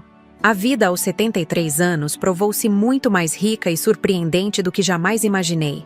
A reforma da casa do administrador foi concluída em 6 semanas. Gustavo supervisionou pessoalmente cada detalhe, aprendendo sobre construção rural no processo. O resultado foi uma residência encantadora, pequena, mas perfeitamente adequada para uma pessoa. Ele manteve a estrutura original de pedra e madeira, apenas modernizando o necessário: encanamento, eletricidade, isolamento térmico. Um deck de madeira foi adicionado aos fundos, com vista para um pequeno vale onde os ipês florescem magnificamente na primavera. Ele se mudou oficialmente em meados de outubro, trazendo apenas o essencial de seu antigo apartamento em São Paulo. O restante, móveis caros, eletrônicos de última geração, roupas de grife, foi vendido ou doado. Testemunhei, com uma mistura de orgulho e espanto, meu filho executivo se transformar em um homem de hábitos simples e propósito claro. O trabalho com a cooperativa dos produtores rurais começou timidamente. Havia desconfiança inicial, afinal, quem era aquele paulista de terno para ensinar algo a pessoas que trabalhavam a terra há gerações? Mas Gustavo surpreendeu a todos, inclusive a mim, com sua abordagem respeitosa e humilde. Não estou aqui para ensinar vocês a produzirem, explicou ele na primeira reunião oficial. Vocês são mestres nisso. Estou aqui para ajudar a contar suas histórias ao mundo e garantir que recebam o valor justo pelo que fazem.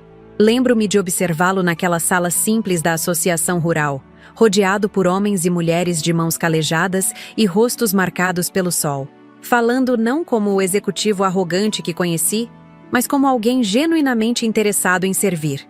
Foi quando realmente acreditei que a transformação era permanente. Os primeiros meses foram de aprendizado intenso, para ambos os lados. Gustavo mergulhou no universo da produção artesanal, passando dias inteiros em fazendas, aprendendo cada etapa da fabricação de queijos, cachaças, doces, artesanato.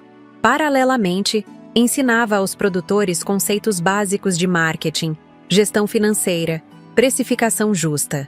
O segredo, contou-me ele durante um de nossos jantares semanais, é valorizar o que eles já têm sem descaracterizar. Não quero transformar produtos autênticos em mercadorias gentrificadas para turistas. Quero que o mundo conheça e aprecie a autenticidade e o conhecimento ancestral preservado aqui. Em dezembro, a cooperativa lançou sua marca, Essência das Gerais, com uma identidade visual belíssima que destacava os rostos e as histórias dos produtores. O site, desenvolvido por uma pequena empresa de São João del Rei, permitia compras diretas. As embalagens, simples mas elegantes, traziam um QR Code que levava a vídeos onde cada produtor contava sua história e mostrava seu processo de fabricação. Foi um sucesso imediato, embora modesto no início.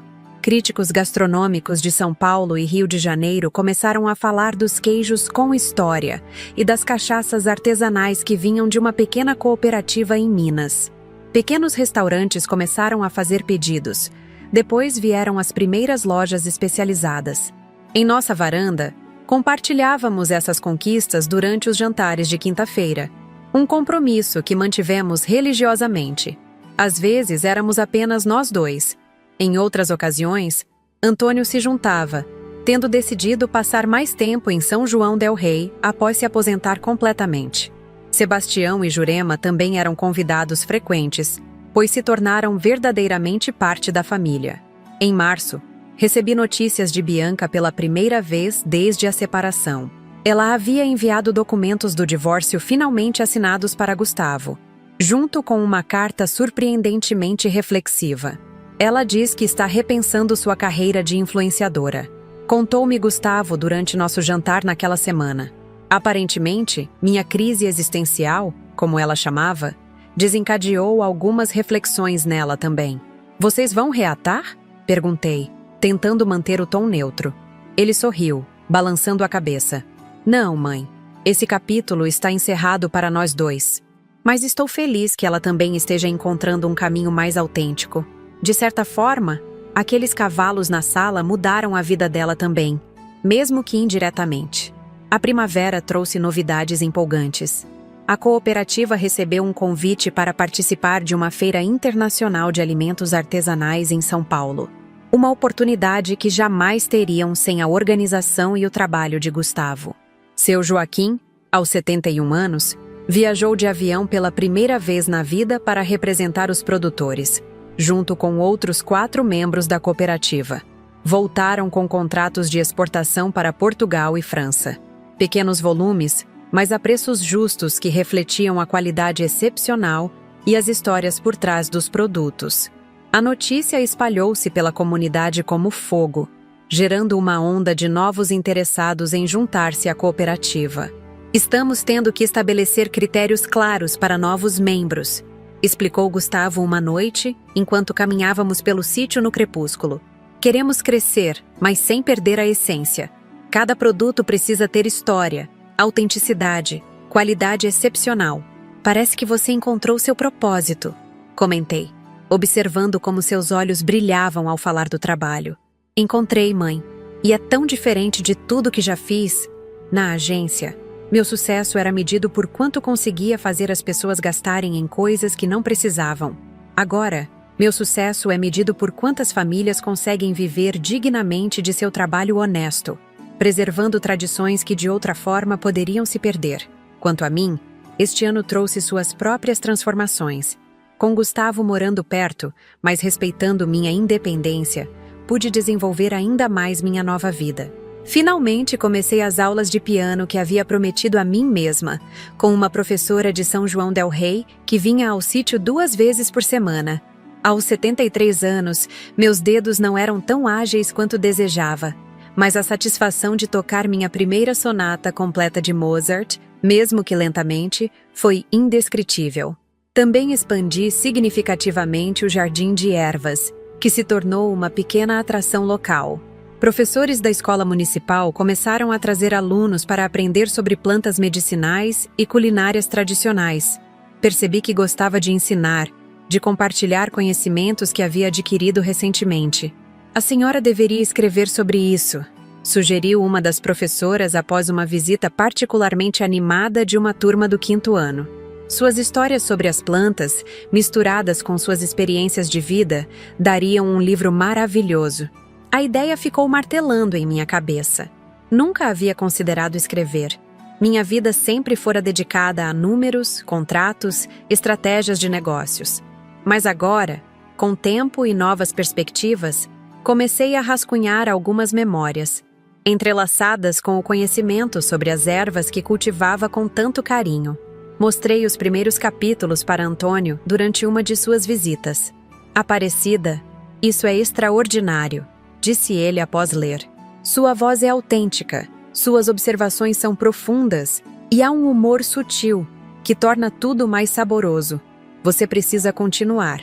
Em junho, um evento inesperado sacudiu nossa rotina tranquila. Uma revista nacional de negócios publicou uma matéria sobre a cooperativa, destacando a história de Gustavo, o executivo de alto escalão que abandonou uma carreira lucrativa para trabalhar com pequenos produtores rurais. O título era sugestivo: Da sala de reuniões para o campo, a revolução silenciosa de Gustavo Fonseca. A matéria mencionava brevemente o momento de despertar, envolvendo cavalos na sala de estar, sem entrar em detalhes, mas focava principalmente nos resultados impressionantes que a cooperativa havia alcançado em menos de um ano. O impacto econômico na região, a preservação de técnicas tradicionais, a criação de uma marca autêntica que conectava produtores e consumidores sem intermediários.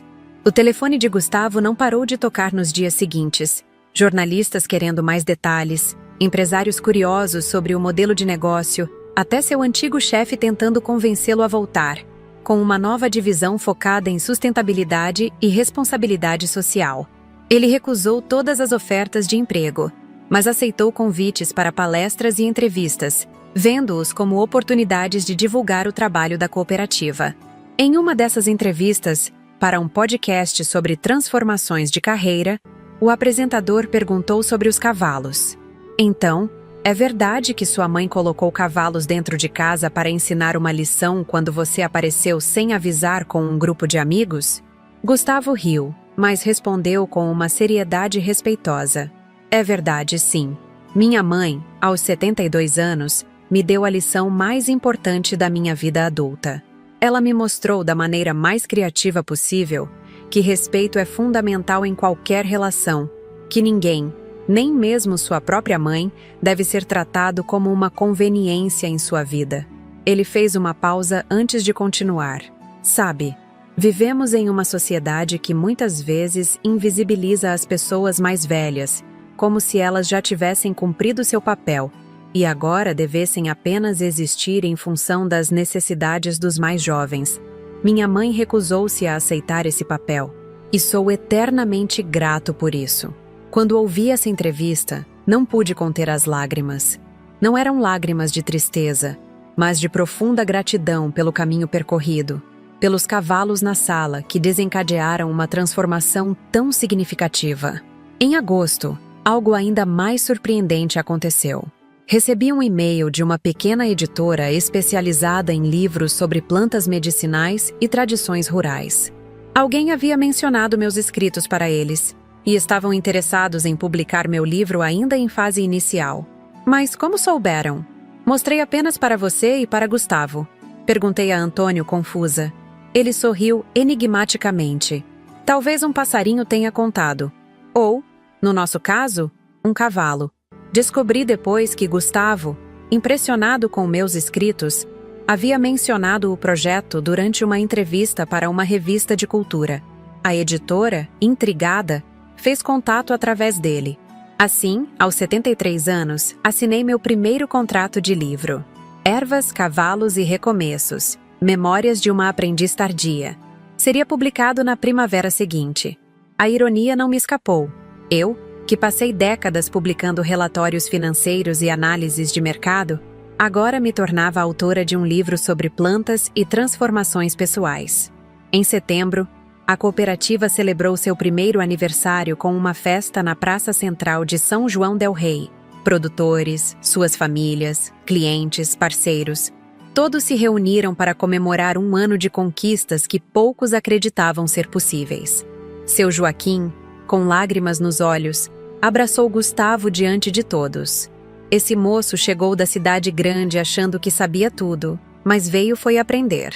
E no processo, nos ensinou a valorizar o que sempre tivemos sem saber. Olhando aquela cena, meu filho, agora bronzeado pelo sol do campo, abraçando o velho produtor, cercado por pessoas cujas vidas haviam sido transformadas pelo trabalho conjunto, senti uma plenitude indescritível. Quem diria que aos 73 anos eu estaria testemunhando não apenas meu próprio renascimento, mas também o de meu filho?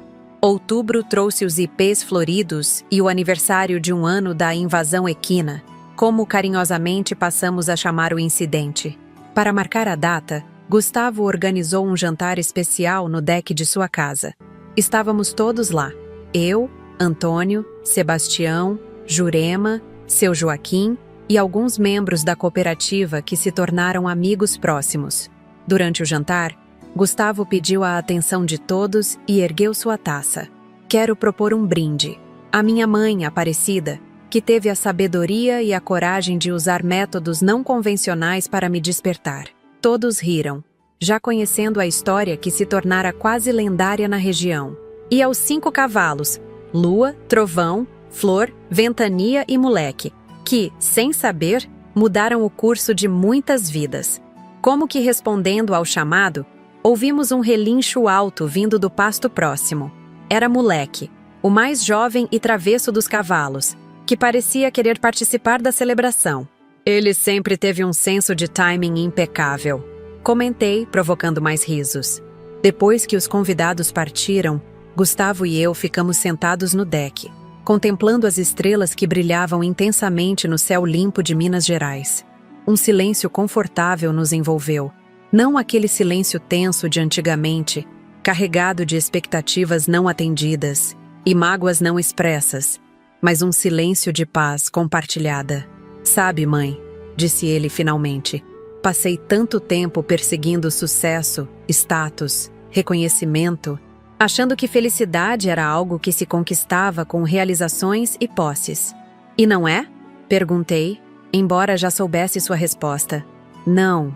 Felicidade é isso aqui. É propósito. É conexão autêntica. É acordar todos os dias sabendo que seu trabalho tem significado. É poder sentar em silêncio com alguém que você ama, sem precisar preencher o espaço com palavras vazias.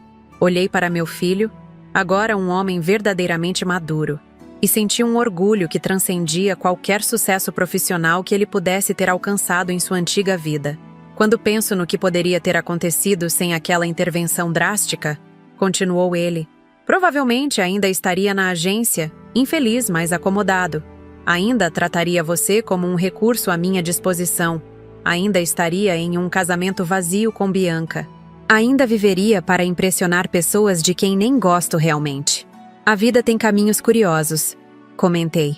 Quem diria que 5 cavalos na sala seriam o catalisador de tantas mudanças? Na manhã seguinte, acordei antes do amanhecer, como havia se tornado meu hábito. Preparei um café e saí para a varanda, envolta em um chale para proteger-me do ar fresco da madrugada. O céu começava a clarear no horizonte, prometendo mais um dia glorioso.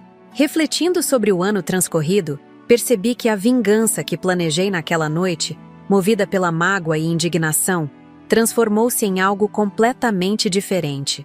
Não foi um ato de punição, mas um gesto de amor. O tipo de amor que é corajoso o suficiente para estabelecer limites, para exigir respeito, para criar espaço para crescimento autêntico. Os primeiros raios de sol começaram a dourar os campos do sítio Recanto das Araras. Ao longe, vi Gustavo saindo para sua caminhada matinal. Ele acenou para mim, e acenei de volta, sentindo uma gratidão profunda pelo caminho que percorremos. Aos 73 anos, descobri que nunca é tarde para recomeçar, para estabelecer limites saudáveis, para exigir respeito. e que às vezes os métodos mais inusitados, como colocar cavalos na sala de estar, são exatamente o que precisamos para quebrar padrões disfuncionais arraigados por décadas. A lição mais importante, porém, foi compreender que respeito mútuo é a base de qualquer relacionamento significativo, mesmo entre mãe e filho adulto. Que amar verdadeiramente alguém não significa estar sempre disponível, sempre cedendo, sempre sacrificando seus próprios limites e necessidades. Tomei o último gole do meu café, observando o sol iluminar completamente a paisagem do sítio. Os cavalos pastavam tranquilamente no campo, alheios ao papel transformador que desempenharam em nossas vidas. Moleque, sempre o mais brincalhão, galopava em círculos, aparentemente celebrando a simples alegria de existir em um mundo tão belo. Sorri, pensando que talvez fosse essa a lição final. A importância de celebrar cada momento, de encontrar alegria nas coisas simples, de viver autenticamente. Não importa a idade que tenhamos ou quantos recomeços sejam necessários ao longo do caminho. Então, meus queridos, essa foi a história de como transformei uma situação de desrespeito em uma lição valiosa tanto para meu filho quanto para mim mesma. Quando chegamos a uma certa idade, as pessoas começam a nos tratar como se fôssemos invisíveis ou descartáveis. Como se nossos desejos, nossa privacidade e nosso espaço não importassem mais. E isso dói profundamente. Depois de uma vida inteira trabalhando, criando meu filho sozinha após ficar viúva tão jovem, construindo uma rede de pousadas do zero, sacrificando meus sonhos e desejos pelo bem dele, merecia ser tratada com dignidade. Aquela ligação de sexta-feira foi apenas a gota d'água em um oceano de desrespeito que vinha se formando há anos.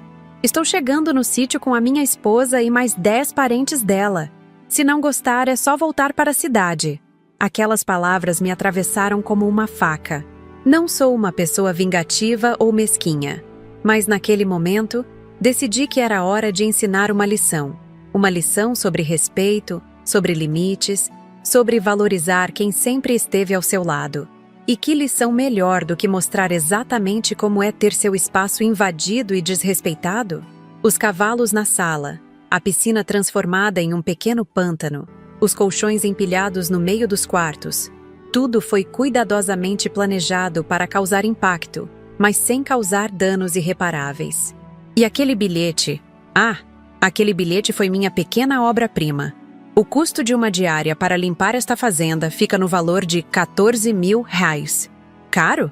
Sim, mas não tão caro quanto uma vida inteira sendo tomada como garantida. O choque no rosto de Gustavo quando abriu a porta, a indignação de Bianca ao ver sua mala de grife arruinada pelo xixi de moleque, o desespero da família inteira tentando entender o que havia acontecido. Confesso que assisti tudo pelo tablet com uma satisfação que não sentia há anos. Não era maldade, era justiça poética.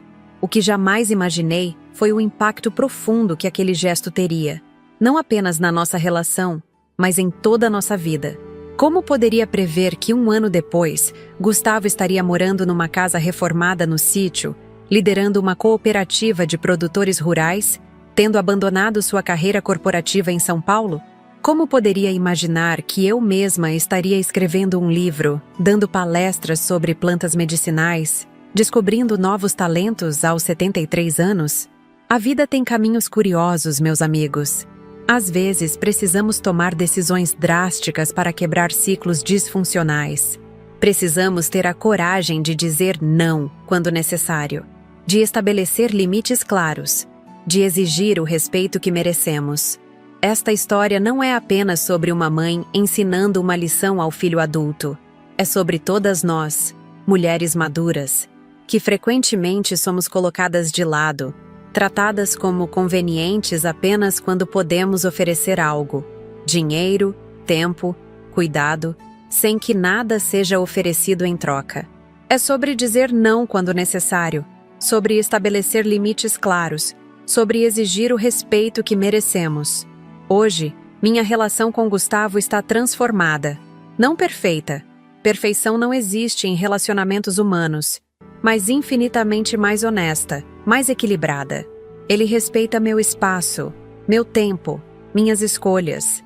Construímos uma nova dinâmica baseada em respeito mútuo, não em expectativas unilaterais. Nossos jantares semanais tornaram-se um momento precioso de conexão genuína, não de obrigação. Quanto a Bianca e sua família, bem, eles seguiram outros caminhos. Às vezes, certas pessoas precisam sair de nossas vidas para que possamos florescer plenamente. A boa notícia é que, aparentemente, até ela encontrou um caminho mais autêntico após nossa peculiar intervenção equina. E eu, Aparecida Fonseca, aos 73 anos, finalmente aprendi que nunca é tarde para se reinventar, para estabelecer limites, para exigir respeito. A velhice não é uma sentença de invisibilidade. É uma oportunidade de ser mais autêntica, mais corajosa, mais você mesma. Se há algo que quero que vocês levem desta história, é isso. Não importa sua idade, seu gênero, sua situação familiar, você merece respeito. Seu espaço é seu tempo é seu, suas escolhas são suas. E se for necessário soltar 5 cavalos na sala para ensinar isso a alguém, bem, faça o que precisa ser feito. Agora, meus queridos que me acompanharam até aqui neste relato, preciso pedir algo importante. Se esta história tocou você, se trouxe um sorriso ao seu rosto, se talvez até inspirou você a pensar sobre os limites em sua própria vida, por favor, ajude este canal a continuar trazendo essas histórias reais e sinceras.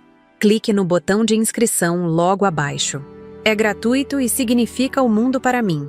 Além de se inscrever, deixe seu like neste vídeo. Isso ajuda mais pessoas a encontrarem nossas histórias. E, por favor, compartilhe sua opinião nos comentários. O que você teria feito no meu lugar? Já passou por situação semelhante? Como estabelece limites com familiares que ultrapassam as barreiras? Seus comentários não apenas me ajudam a me conectar com vocês, mas também criam essa comunidade maravilhosa, onde podemos compartilhar experiências e aprender uns com os outros. Cada comentário é lido por mim, e muitos deles se transformam em inspiração para novos vídeos.